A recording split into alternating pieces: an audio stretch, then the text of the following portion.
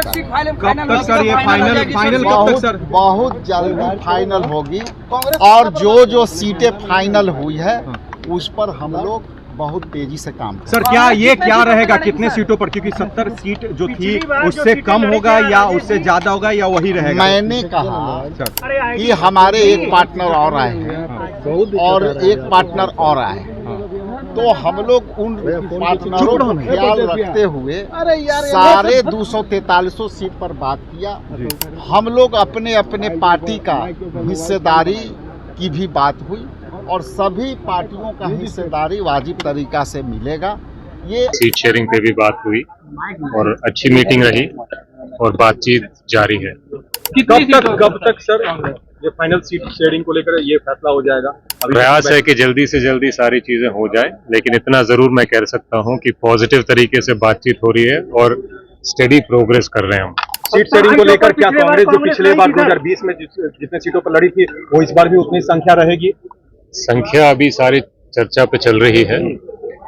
बहुत हद तक ये मैटर करता है कि नए जो पार्टनर आ रहे हैं उनको एडजस्ट करने के बाद क्या होता है। इस वक्त की बड़ी खबर सामने आ रही है। महागठबंधन की बैठक में फैसला हो गया है सीट शेयरिंग पर। नमस्कार, दर्श न्यूज देख रहे हैं आप, मैं हूं अनुराग।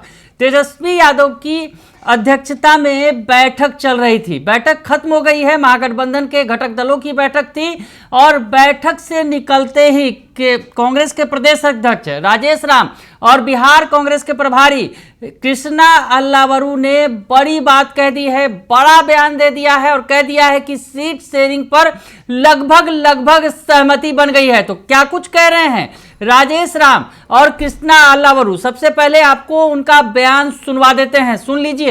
वोटर अधिकार यात्रा के बाद सम्मानित राहुल गांधी जी और तेजस्वी प्रसाद यादव जी और दीपांकर भट्टाचार्य जी और तमाम नेताओं के SIR पर जो यात्रा चली, वो यात्रा के सफलता पर हम लोगों ने विश्लेषण किया और विश्लेषण के पश्चात हम लोग सीट शेयरिंग पर भी बातें की और सीट शेयरिंग में जितना हम लोगों को जो सकारात्मकता से आगे बढ़े हैं, बहुत ही अब तक हम बहुत ही कदम से कदम मिला करके सीट शेयरिंग पर हम बात कर रहे थे। ये मेरा तीसरा बार का बैठक है। इसमें अलग अलग पार्टनर हैं, हम लोग अपने अपने हिसाब से बात कर रहे हैं, लेकिन इतना जरूर बता दूं कि हम लोग के सीट शेयरिंग पर बहुत ही ट्रांसपेरेंसी से हम लोग 243 पर डिस्कशन कर रहे हैं और हर पार्टी के हिस्सेदारी सम्मानजनक होगी, ये इतना मैं बताना चाहता हूँ। अकेले बैठे हुई क्या राजेश जी? अकेले बैठे? देखिए अब भाई एक मिनट थोड़ा सा करो ना, दूर रखो नहीं, बार सारी बातें सब लोग बैठ के कर रहे थे, सब अपनी अपनी विचार रख रहे थे और इसमें जहां जरूरत पड़ेगी तो चूंकि हम लोग संयुक्त गठबंधन के लोग हैं, इंडिया गठबंधन के लोग हैं, तो इसमें ऐसा नहीं है कि हम लोग जहां आवश्यकता है संयुक्त रूप से बात कर रहे हैं और कहीं हम लोग गठबंधन से अलग नहीं है, इसलिए अलग अलग बात करने की आवश्यकता है। कब तक सर ये फाइनल कब तक सर? बहुत जल्दी फाइनल होगी और जो सीटें फाइनल हुई है उस पर हम लोग बहुत तेजी से काम करें। सर क्या रहेगा, कितने सीटों पर? क्योंकि 70 सीट जो थी उससे कम होगा या उससे ज्यादा होगा या वही रहेगा? मैंने कहा कि हमारे एक पार्टनर और आए हैं और एक पार्टनर और आए हैं, तो हम लोग उन पार्टनरों को ख्याल रखते हुए सारे 243 सीट पर बात किया। हम लोग अपने अपने पार्टी का हिस्सेदारी की भी बात हुई और सभी पार्टियों का हिस्सेदारी वाजिब तरीका से मिलेगा। ये मैं आपको बता दूं। यानी कॉम्प्रोमाइज मोड में है, कांग्रेस कॉम्प्रोमाइज मोड में है कि आपको लड़ाई के मूड कब दिखा अभी बता दीजिए। नहीं मतलब जेएमएम पशुपति पारस जी की उनके लिए भी आप लोगों ने जगह रखा है क्या? जी इधर हम लोग उनके लिए भी रखा है, पशुपति पारस जी के लिए भी रखा है। मुकेश सहनी तो है ही, और हम सीपीएम माले सभी के साथ हम बहुत ही ट्रांसपेरेंसी के साथ आगे बढ़ रहे हैं। हमारा महत्वपूर्ण एजेंडा है कि वोट चोरी हुई है। हम यदि एकजुटता से हम नहीं लड़ेंगे तो आने वाला समय में वोट चोरी होगी। और सीट शेयरिंग कोई बड़ी मामला नहीं है। सीट शेयरिंग हम लोग बहुत ही अच्छे तरीक़ा से कर रहे हैं और हम लोग कई सीटों पर आगे बढ़ चुके हैं। राजेश जी, एक बहुत महत्वपूर्ण बात ये हो गई है, केरल कांग्रेस की तरफ से जो ट्वीट किया गया था उस पर तेजस्वी जी ने भी कहा था कि गलत हुआ है, आप क्या कहते हैं? देखिए, केरल कांग्रेस की जहां तक आपने बात कहा, केरल कांग्रेस में बीडी का जो मामला था, बीडी का मामला यहाँ पे एकमात्र इसका संदर्भ ये था कि B4 बीडी और B4 बिहार, इस संदर्भ में आपने कहा था। केरल कांग्रेस से हमारी वहाँ बात हुई थी।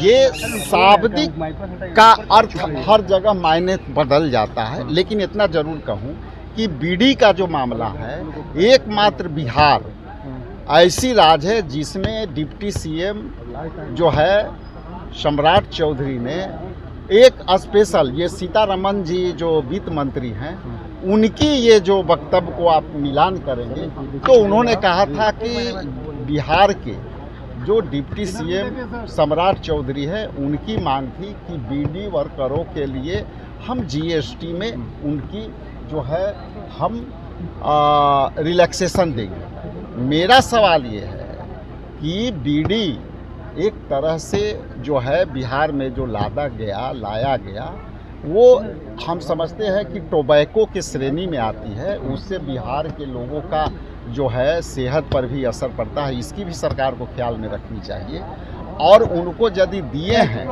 तो कुछ अलग तरह से उनको मदद करना चाहिए। ये मेरा मदद है सर, मगर माफी मांगने की बात पर सर क्या आप कहते हैं कि आपने माफी के बात कही, जो है ये बताइए, सदन के अंदर बीजेपी के लोग गाली गलौज करते हैं, वो लोग माफी मांगे हैं क्या? हमने क्या कहा? केरल कांग्रेस के लोग ने कहा कि ये यहाँ के शब्द के, चूंकि वहाँ इंग्लिश चलते हैं, यहाँ हिंदी चलते हैं, इसलिए ट्वीट को हटाया जाना एक अपने आप में बड़ी संकेत। जी, यात्रा के बाद गठबंधन की मीटिंग थी, जिसमें अलग अलग विषयों पर चर्चा हुआ, सीट शेयरिंग पे भी बात हुई और अच्छी मीटिंग रही और बातचीत जारी है। कब तक सर ये फाइनल सीट शेयरिंग को लेकर ये फैसला हो जाएगा? प्रयास है कि जल्दी से जल्दी सारी चीजें हो जाए, लेकिन इतना जरूर मैं कह सकता हूं कि पॉजिटिव तरीके से बातचीत हो रही है और स्टेडी प्रोग्रेस कर रहे हैं हम। सीट शेयरिंग को लेकर क्या कांग्रेस जो पिछले बार 2020 में जितने सीटों पर लड़ी थी वो इस बार भी उतनी संख्या रहेगी? संख्या अभी सारी चर्चा पे चल रही है। बहुत हद तक ये मैटर करता है कि नए जो पार्टनर आ रहे हैं उनको एडजस्ट करने के बाद क्या होता है, तो उन सब चीजों पे बातचीत चल रही है। कांग्रेस सैक्रिफाइस करने के लिए तैयार है सर? गठबंधन में नए पार्टनर को लाना है तो हर पार्टी को सैक्रिफाइस करना पड़ेगा, क्योंकि नए पार्टनर को तो तभी ला सकते हैं, इसमें कोई बड़ी बात नहीं। आज की चर्चा कितनी सार्थक रही? अच्छी रही, सार्थक रही, पॉजिटिव रही, पहले से ज्यादा बातचीत हुई और आगे बढ़ रहे हैं। तो मुझे लगता है कि समय रहते रहते अच्छा निर्णय ले लेंगे। सर, पिछले बार कांग्रेस की ये परेशानी थी या ग्रीवांसेस क्या है कि मनचाही सीटें नहीं मिल पाएंगी, क्या इस बार कांग्रेस को मनचाही सीटें मिल पाएंगी? देखिए, गठबंधन में मेरा मानना है कि अच्छी सीट और खराब सीट का संतुलन होना चाहिए और हर पार्टी को अच्छी सीट भी मिलनी चाहिए और कुछ खराब सीट भी मिलनी चाहिए। बस ऐसा नहीं होना चाहिए कि एक पार्टी को अच्छी सीटें मिल रही हैं और दूसरी पार्टी को खराब सीटें मिल रही हैं। तो प्रयास ये है कि बैलेंस तरीके से करें इसको और जल्दी से जल्दी करें। इस बार विचार से लगता है ये बैलेंसिंग सही तरीके से हो रहा है? पूरा प्रयास कर रहे हैं। मुझे विश्वास है कि हम फेयर तरीके से काम कर रहे हैं और ये जो फाइनल निर्णय होगा इसमें संतुलन दिखेगा। केरला कांग्रेस को लेकर भी कुछ कहेंगे सर? तो सुना आपने कि राजेश राम जो बिहार कांग्रेस के अध्यक्ष हैं वो बता रहे हैं, स्पष्ट तौर पर खुल के कह रहे हैं कि सीट शेयरिंग पर लगभग सहमति बन गई है। यानी ज्यादातर सीटों पर जो है वो सहमति बन गई है, कुछ सीटें रह गई हैं जिस पर सहमति बनना है। और सबसे बड़ी बात जो वो कहते नजर आ रहे हैं, यानी जो महागठबंधन में नए दल जुड़े हैं, आरएलजेपी यानी पशुपति कुमार पारस की पार्टी, उनके लिए भी बातचीत हुई है, उनके सीटों की भी एडजस्टमेंट की चर्चा की गई है। यानी सभी पार्टियां अपने अपने हिस्से का कुछ कुछ सीटें देकर सभी पार्टियों को, जो अपने नए गठबंधन दल हैं, उनको एडजस्ट करेगी। और राजेश राम जो बता रहे हैं जिस तरह से कि तमाम बातों पर जो है सहमति बन गई है और महागठबंधन एकजुट है, कहीं कोई इसमें दो राय नहीं है। महागठबंधन के तमाम दल एक साथ हैं, एकजुट हैं। और बिहार एसआईआर पर जिस तरह से राहुल गांधी और तेजस्वी यादव की यात्रा हुई थी, बड़ी सफलता मिली, बिहार एसआईआर का विरोध हुआ था। और जो वोटर अधिकार यात्रा थी, वोटर अधिकार यात्रा के जरिए जिस तरह से महागठबंधन को समर्थन मिला है, उस समर्थन पर भी चर्चा हुई और उस पर जो अब आगे क्या रणनीति होगी, ये रणनीति भी तैयार की गई। लेकिन सबसे बड़ी बात, सीट शेयरिंग का मसला महागठबंधन के अंदर लगभग जो है सुलझ गया है। जैसा कि उनके सबसे बड़े घटक दल जो हैं, महत्वपूर्ण घटक दल हैं आरजेडी के बाद, जो कांग्रेस के नेता बता रहे हैं। बने रहिए दर्श न्यूज के साथ, तमाम खबरों से आपको अपडेट रखेंगे। फिलहाल के लिए इतना ही, धन्यवाद।